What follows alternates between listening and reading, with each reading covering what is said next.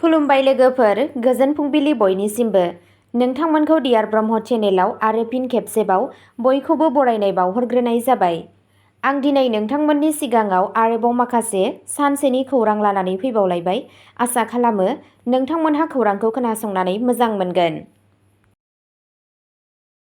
दिनैनि गिबि खौराङावनो दङ गौरब गगैया राहुल गान्धीनि न'आव असमिया नङै दोनगोन। गिबि मन्थ्रि डक्टर हिमन्त बिश्व शर्माया बाक्सायाव सफैदों। तामुलपुर जिल्ला बिजेपिनि नाजानायाव बाक्सानि बागानपारायाव खुंजानाय बागानपारा काउन्सिल बियाबनि देरहानाय थांखि मेलाव गिबि मन्थ्रिया बाहागो लायो।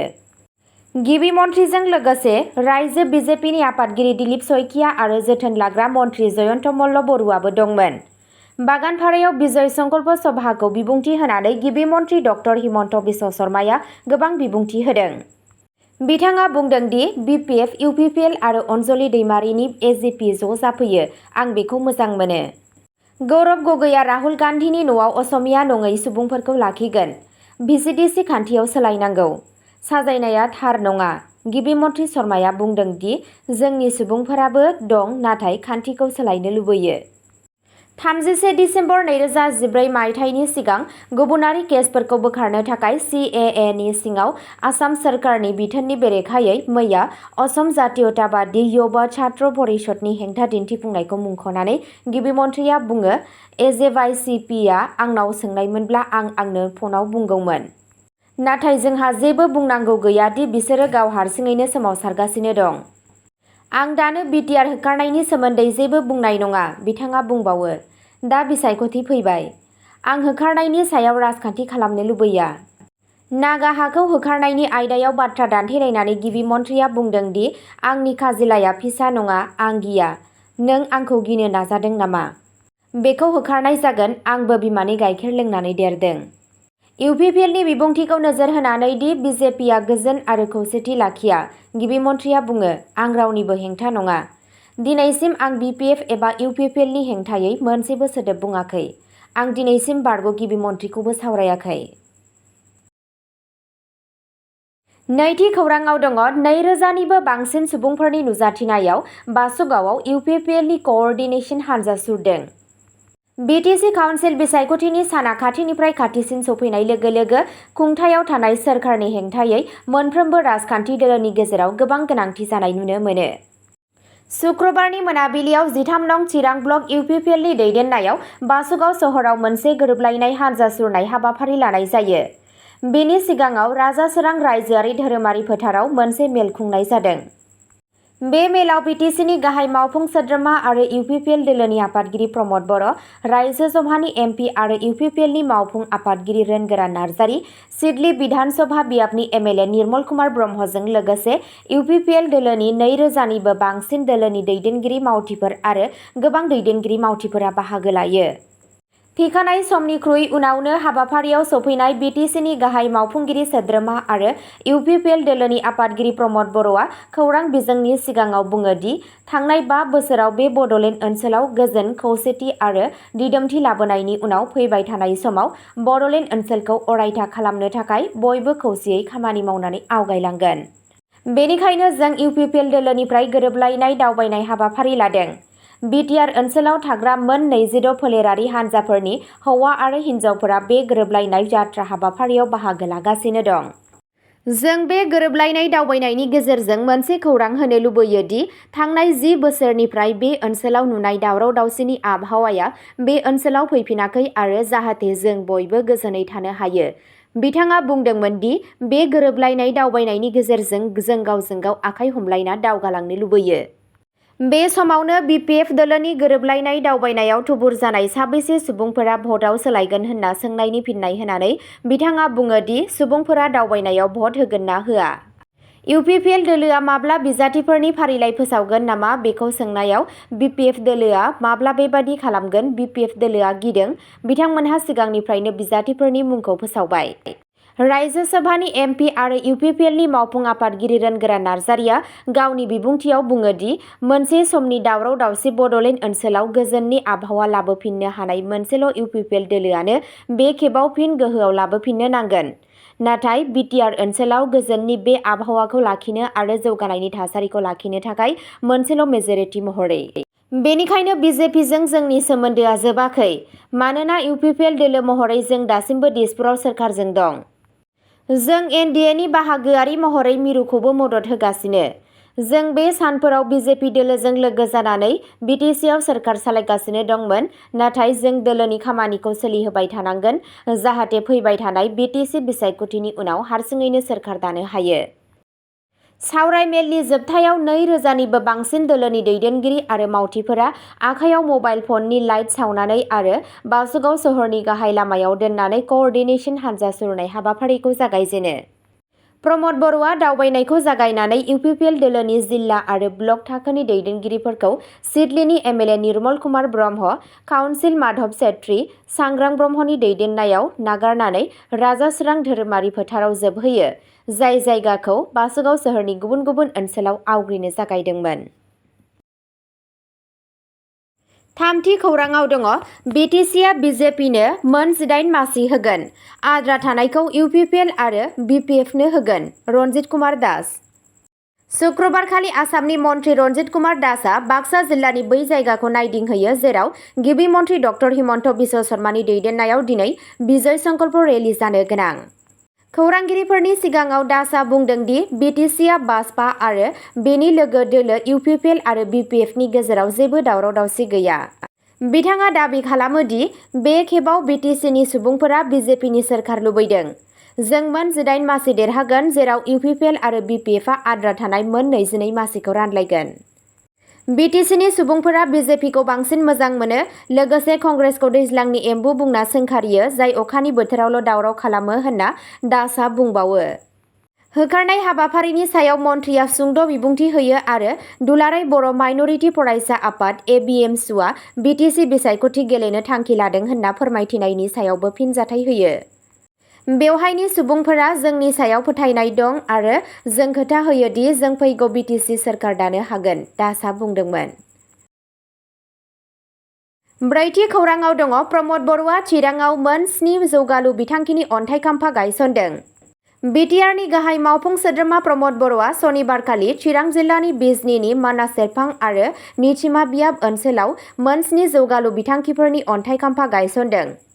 बे मावथांखिफोरनि गेजेराव 50 लाख रां बाहायनानै पालेंबारियाव मोनसे इन्डिजिनियास माइनरिटि काउन्सिल हल, गुडविल स्किमनि सिङाव पानबारि पाटिलाधा रडनिफ्राय बल्लिमारि गुदि फरायसालिसिम मोनसे सिसि ब्लक लामा आरो आन्धारगावआव आन्धारमुवा दैमानि सायाव गंसे पाक्कानि दालां लुनाय दं।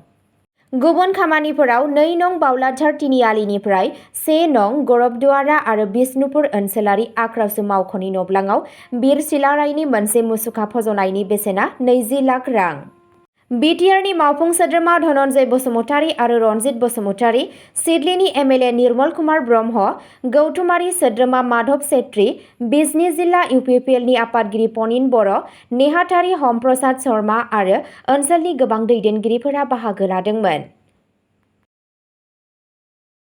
बाथि खौराङाव दङ गोजोन गैयै जर्जनि मणिपुराव फिन गोबां बिबांनि आयेन बेरेखा हाथियार जब्द खालामनाय जादों।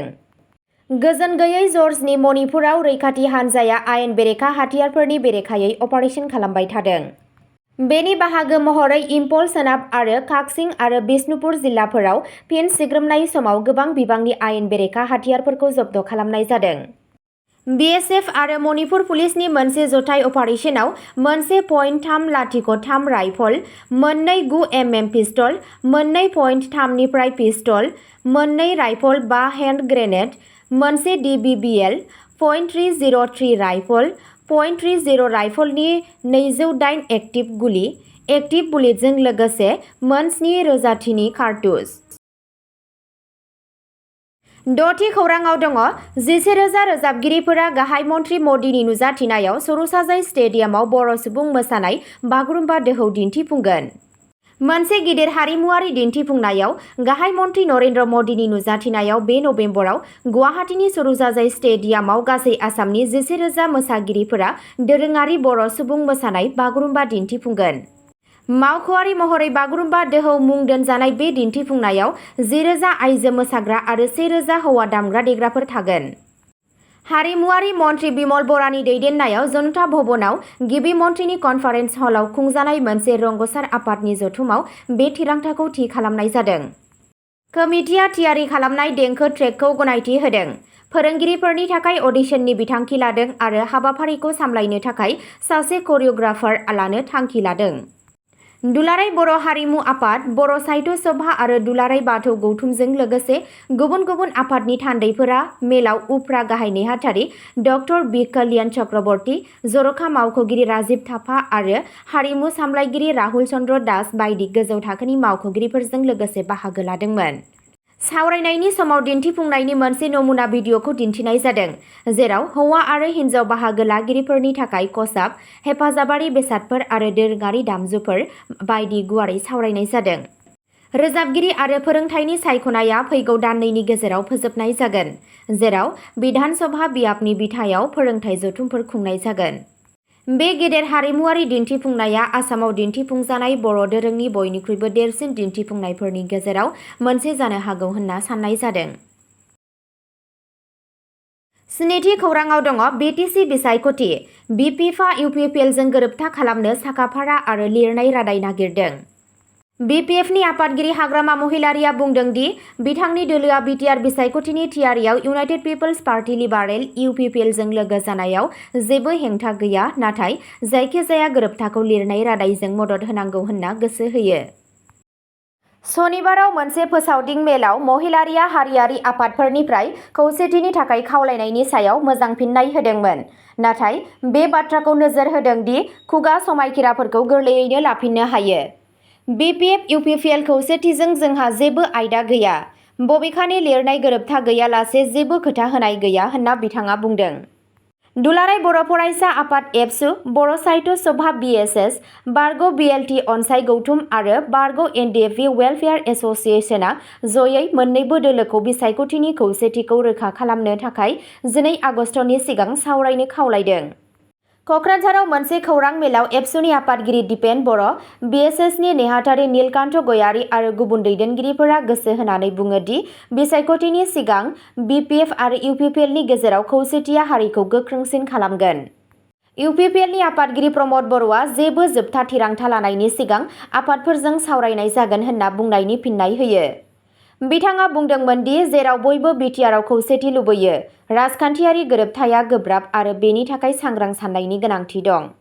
महिलारिया सावरायनायनि थाखाय उदांब्लाबो मददगिरिफोरखौ समनि सिगां मिजिंथिनि बेरेखायै सांग्रां खालामदोंमोन। खौसेथिनि सिगांनि फेलें नाजानायफोरखौ गोसोखांनानै, बे खेबाव जों नायगोन माबोरै थासारिफोरा जागायो, बिथाङा बुंदोंमोन। 2 आगस्टनि सम सीमा खाथि सफैनाय लोगो लोगो फैगौ माखासे सानफोरा गोनांथार जागोन मानोना बिटिसि बिसायख'थिनि सिगां मोन्नैबो दोलोआ नेमखान्थि बायदियै रौनियाफोरजों ज' जागोन ना जाया बेखौ थिरांथा लागोन। 8थि खौराङाव दङ एबसुनि हाबाफारियाव इउपिपिएल बिपिएफनि गोरोबथा।